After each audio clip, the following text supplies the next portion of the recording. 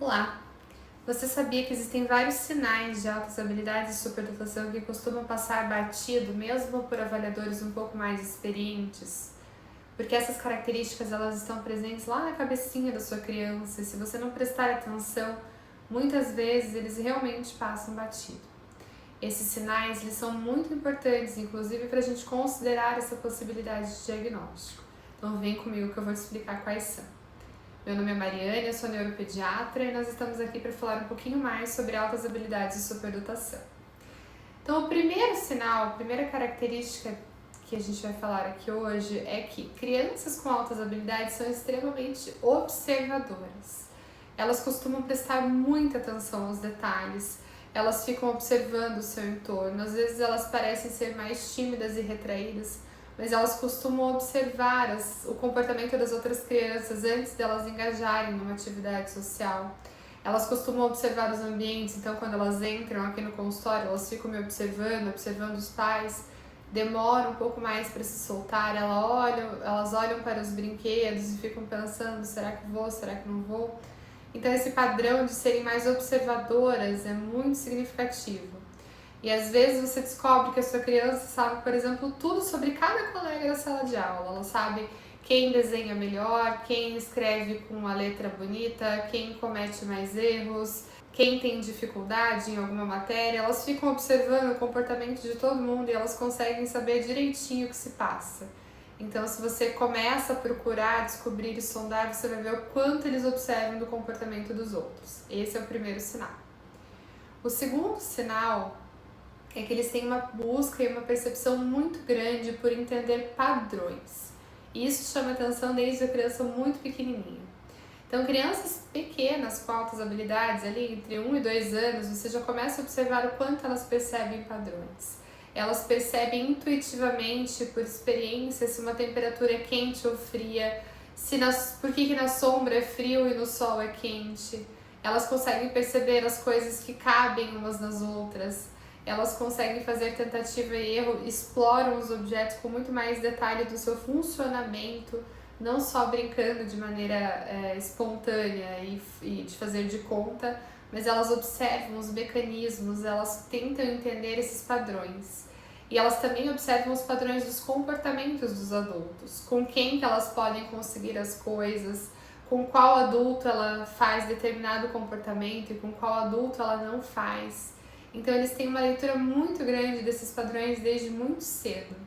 Isso faz parte de uma inteligência acima da média e a gente vê com bastante frequência. A terceira característica das crianças, que muitas vezes a gente não presta tanta atenção, é que eles têm um olhar muito clínico para detalhes.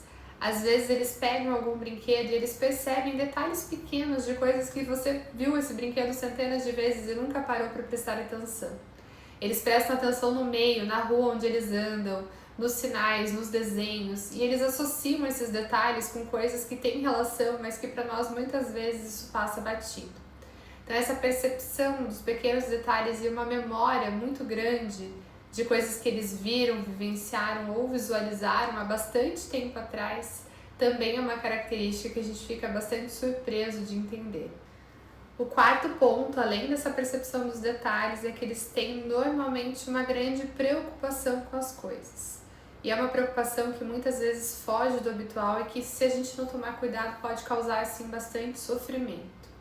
Às vezes eles não verbalizam tudo isso que eles se preocupam e às vezes eles sofrem e ficam ansiosos e você não entende o que está acontecendo dentro dessas cabecinhas.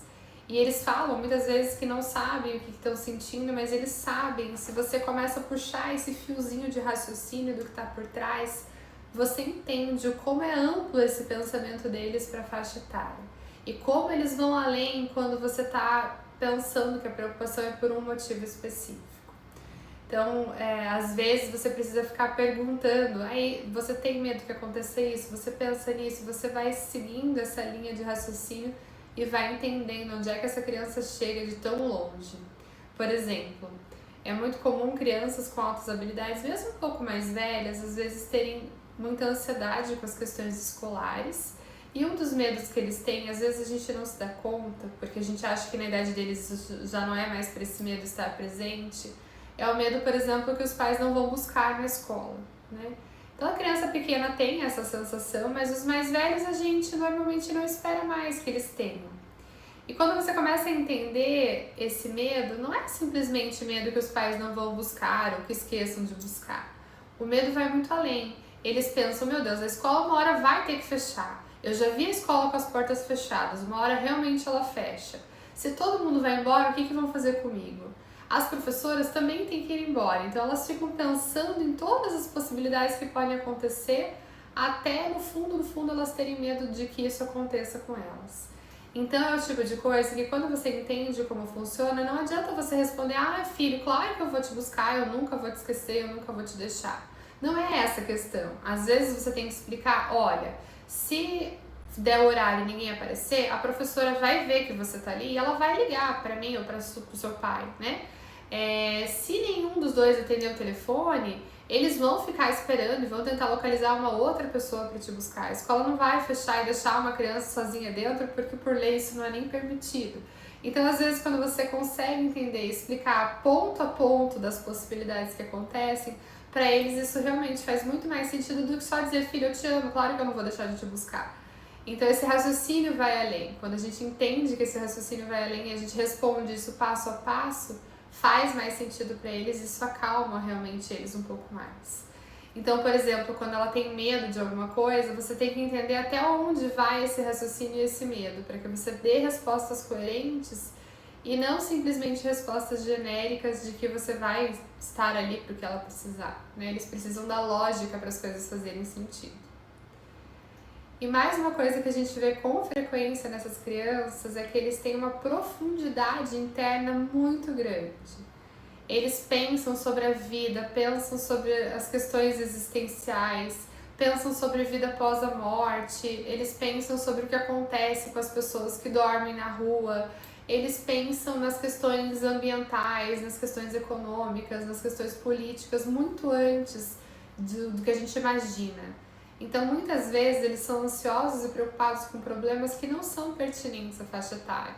Eles estão preocupados com coisas porque eles ficam lá imaginando tudo o que pode acontecer de ruim.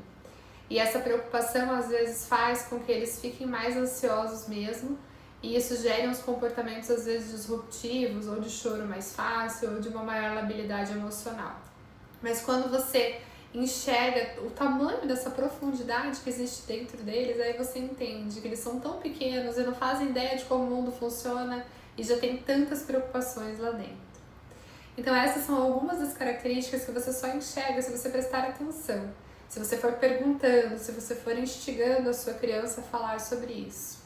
E às vezes crianças pequenas ali de 4, 5, 6 anos trazem coisas tão ricas no seu mundo interno que muitos adultos, na verdade, às vezes não falam ou não pensam sobre isso. Então eu espero que esse vídeo te ajude a prestar atenção nesses detalhes e a entender um pouco mais como funciona a cabecinha do seu filho, porque isso ajuda bastante na hora de lidar com tanta intensidade emocional que sempre aparece. Se você quiser saber mais sobre altas habilidades de superdotação, me acompanha também no Instagram, Neuropediatria Curitiba, e com o meu nome, doutora Mariane Vemuth, e também venha para o curso Mapa das Altas Habilidades, que é um guia para pais, professores e cuidadores de crianças com altas habilidades, para você entender passo a passo como é feito o diagnóstico, o que isso significa, o que você tem que fazer a partir daí. Então é um guia básico para quem está entrando nesse mundo agora. E sejam bem-vindos!